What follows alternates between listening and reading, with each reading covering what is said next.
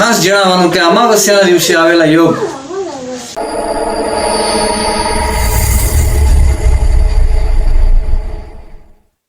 તમારા રાશિથી દૂર થયેલા કેતુ મહારાજ અને સૂર્યની યુતિ સાથેના રહેલા દેવ એવા મહાદેવની કૃપાથી આમાં અમાવસના દિવસે તમને શુભાશુભ યોગ મળી રહ્યા છે।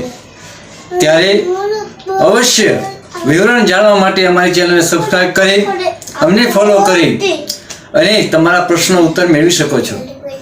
જય મહાદેવ, જય શ્રી કૃષ્ણ, જય માતાજી।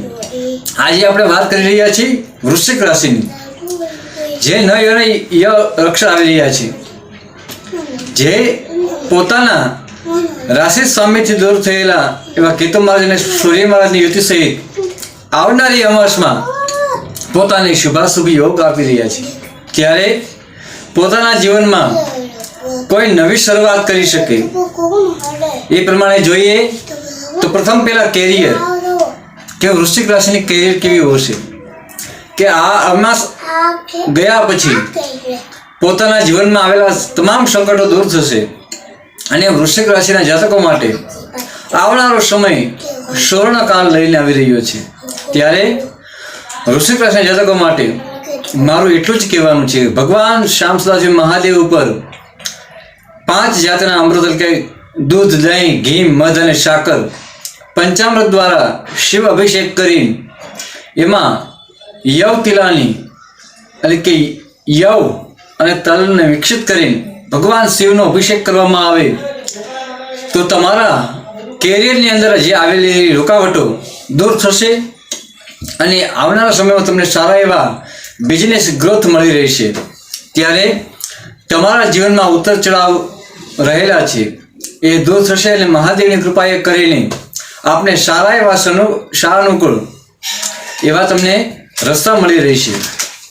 ત્યાર પછી જોઈએ તો ઘર પરિવાર સંસારની માયામાંથી મોહિત રહેલા લોકો માટે કે પોતાના પરિવાર સાથે જે સુમેળભર્યું વાતાવરણ હતું હવે તે ધીમે ધીમે દૂર થશે અને આવનારા સમયમાં તમારું માન સન્માન માભો વધશે અને તમારું કહેલી વાત સર્વ પોતાના મનમાં વિચાર કરશે અને પોતાના આત્મીય બળથી અને સારું એવું નામ કમાશે।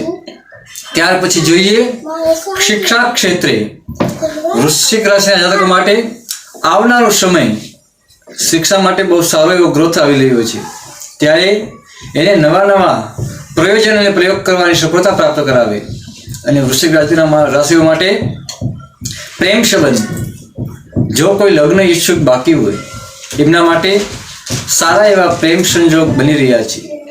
સારા એવા પાત્રની પ્રાપ્તિ થવા માટે પોતાના અનુકૂળ એવા જીવનની પ્રાપ્તિ કરવા માટે પોતાના સુખ અને વૈભવને આદરને માન આપનારી સ્ત્રી પાત્ર મળે આવો આ જાતકોના શુભાશુભ યોગ રચી રહ્યા છે।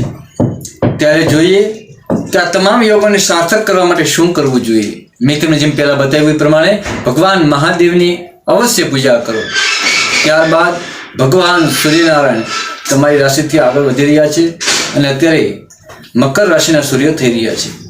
એવા સમયે વૃશ્ચિક રાશિના જાતકોએ ભગવાન સૂર્યનારાયણની આરાધના કરવી જોઈએ। બને ત્યાં સુધી સવારે વહેલા ઉઠી ભગવાન સૂર્યનારાયણને અર્ઘ અર્પણ કરવો જોઈએ અને ભગવાન સૂર્યને કંકુના છાંટણા નાખી અને સારા એવા ફૂલ પાત્રથી વધાવી દઈ અને સારા એવા સાનુકૂળથી ભગવાન સૂર્યનારાયણની પ્રાર્થના કરી અને આરોગ્યને નિરોગી બનાવવા માટે સારા એવા વચન માગવા જોઈએ અને પ્રભુએ કૃપા કરીને પોતાના જીવનને આત્મસાર્થક કરવું જોઈએ। માટે સર્વને મનોકામના ઈચ્છા પૂર્તિ કરનારું વ્રત અને અમાવસના દિવસે પોતાના સઘળા કામને પરિપૂર્ણ કરવા માટે પોતાના મનને સ્થિર કરવા માટે આપ અવશ્ય ચોક્કસ અમારી સાથે સંપર્ક કરી શકો છો।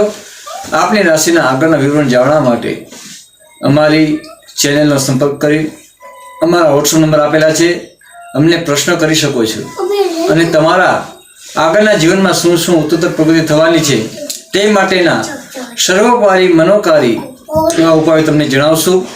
માટે અમારી ચેનલને ફોલો કરી અને અમને સાથ અને સહકાર આપજો તો કે તમારી માટે અમે રોજ નવા નવા ઉપાયો લઈને આવી શકીએ. તો સર્વ ભક્તજનોને, મારા ભાઈ બંધોને જય મહાદેવ, જય શ્રી કૃષ્ણ, જય માતાજી.